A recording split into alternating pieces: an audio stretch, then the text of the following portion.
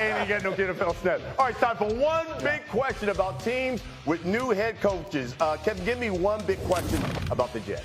Is Justin Fields a franchise quarterback? So far, he hasn't been. We know what he does well. Statistically, he is the best scrambler on a per dropback basis since he came into the league. That's good. We know we can throw the deep ball, but he's got to marry that all together. I think Aaron Glenn has the capability to be the next Dan Campbell.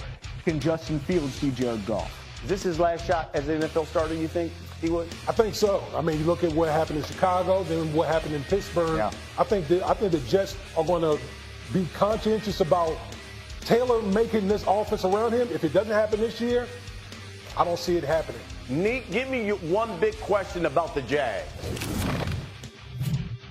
Well, the big question is, will Liam Cohen be able to teach the Jags how to play consistent offense? And will the Jags be able to teach Liam Cohen how to say Duval? Not whatever he was doing before. That's the most important thing. At some point in this season, you got to nail the Duval and start with that Duval. Like, that ain't it. Kev, what about Trevor Lawrence? Do you think, will he finally take that huge leap that we've been waiting for? He has to, because the roster's not very good there. He has not played behind even an average offensive line in pass protection since he entered the league. That's a failure of the outgoing general manager, Trent Baalke. It's James Gladstone's task to build it in front, and so far he's done a good job. But he has the most overthrows in the NFL by a quarterback since he came into the league. He had 4 a game last year. It's on him. The trenches are going to be okay this year. It's on him to make that leap. I think he can. Big Wood, how about your former squad where you won a Super Bowl? One big question about the Patriots. I think for me is, can you surround Drake May with enough weapons on offense? We've seen the moves that Mike Vrabel and company has done with this Patriots team, particularly on the defensive side of the football. They've added that. We know they signed Stephon Diggs. He's coming off the ACL. I think he's going to help. But they got to continue to add on that side of the ball. Give Drake May an opportunity, because what we saw from Drake May last year was very encouraging. You just got to continue to build upon it. This Patriots team could be a team that could make a big leap this year. Listen, I want you to look at this. 7 teams have moved on from their head coaches, found replacements in the offseason. I'm talking about the Cowboys. I'm talking about the Jets, the Bears. Which team you think, with the new head coach, has the best chance to make the playoffs? What do you think, Kev? The Chicago Bears. They came into last year with, conservatively, hindsight being 2020, the dumbest plan I've ever seen in my entire life. They had a generational quarterback prospect whose fatal flaw was holding onto the ball too long. So what do? You build the worst offensive line in football in front of him. That is astoundingly stupid. This year, they come in, they figure out the trenches immediately. He had the most unblocked pressures, unblocked sacks by any rookie quarterback in history. That won't happen next year. He gets much better next year to make the playoffs. Nick, what do you think? Which team? Yeah. I mean, I think it's the Jaguars, and it's about the division. The 6 games that they'll have to play will be easier than some of these other teams. And I think I'd push back a little bit about the Bears having the worst offensive line in football. It might have been the Patriots, but there's a lot of bad O-lines in football. I will think, though, that the Jags, in their situation, they could get lucky. There's at least 2 teams in that conference that have a lot of unanswered questions, more unanswered questions at important positions than they do. D. Wood, what do you think? I'm going with the Patriots. Yeah, I'm going with the Patriots. Listen, I'm a big fan of Mike Vrabel. Yes. I think Mike Vrabel, we've seen what he did with the Tennessee Titans during his tenure there. Coming over, Drake May, I'm a huge fan of Drake May and his upside. We've seen all the pieces that they've accumulated thus far. They're going to add more to it, particularly on offense. I like the Patriots. All of y'all wrong. Cowboys, did you see the idea that Prescott put out? Did you see the workout idea that he put out there?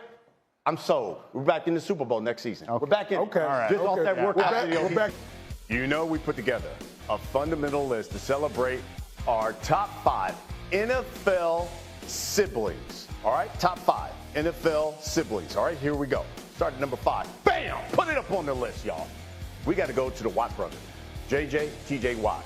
You know the Watt brothers are each Defensive Player of the Year. Big brother JJ, he won the award 3 times between 2012, 2015. Tied with Lawrence Taylor, Aaron Donald for the most all time. Plus, he's good on TV as well. 2021, little brother had the 22.5 sacks, tying Michael Strahan's single-season record. So you got to have the Watt brothers on there. At number 4, bam, put it on the board. Oh, talk about longevity. How about Bruce and Clay Matthews? combined to play a remarkable 38 seasons combined with those guys. Bruce spent his entire career with the Oilers, the Titans. He started 293 out of 296 games. 14-time Pro Bowler. Clay spent those 16 seasons in Cleveland, 278 games, part of the Browns team that reached those 3 infamous AFC Championship games in the late 80s. We don't have to talk about what happened in those games. But we get to number 3. Bam! Put it on the board. Oh, while other siblings on this list certainly will be Hall of Famers one day, you want to talk about the only brother to be elected in the Pro Football Hall of Fame? Our own Shannon Sharpe, won 3 Super Bowls in a 4-span season with the Broncos, the Ravens. Big brother Sterling became the second player since the 1970 merger to win the receiving Triple Crown. After Jerry Rice, you know they had to be on my list. Number 2. Bam! Put them on the board. Oh, the Kelceys. You got to have the Kelce brothers on here. Each play against each other in a Super Bowl. Jason, 6-time first-team All-Pro center, helped lead the Eagles to the first Super Bowl championship in 2017. Plus, he's part of the family. You got to have him on. Travis, arguably the best tight end ever to play in the game. He's won 3 Super Bowls. Main option for that modern-day Chiefs dynasty. Plus, he's dating Taylor Swift. You got to give me his props for that. Number 1, it's obvious. Bam! The Mannings. The Mannings.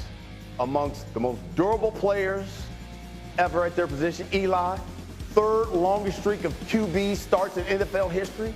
Peyton owns the 4th longest, each starting over 200 consecutive games.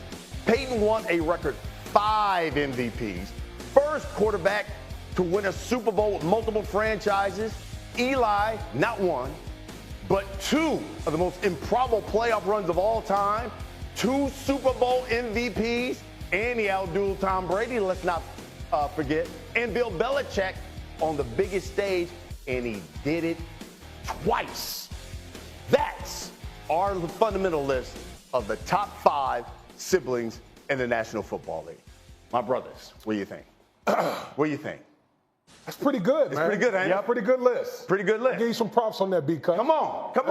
You got to go. These guys were great. Yeah, no These question. guys great defensively. Yeah. Longevity. Yeah. Only brothers ever in the Hall of Fame. Right. I mean, playing in the Super Bowl, brothers playing in Super Bowl together, and they won. And then, I mean, what they've done can be unmatched. Well, first of all, I have 2 jobs. I work for ESPN and Omaha Productions. Okay, I'm a bit conflicted.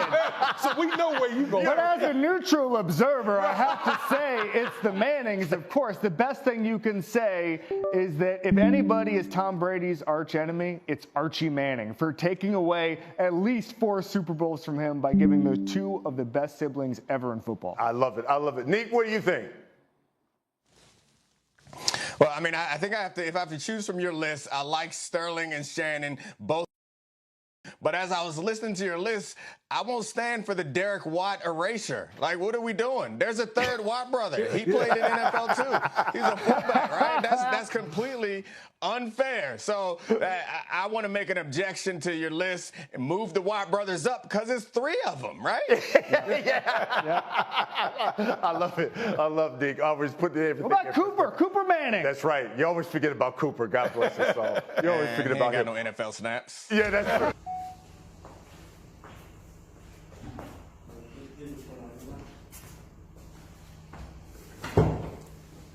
Chào tất cả mọi người đã quay trở lại với kênh của mình. Ngày hôm nay mình sẽ tiếp tục hướng dẫn các bạn câu tượng nha. Tượng hôm nay của mình sẽ có tiêu đề là C2. Các bạn hãy tưởng của mình sẽ có tiêu đề là 0 độ. Bây giờ mình bắt đầu tô nha.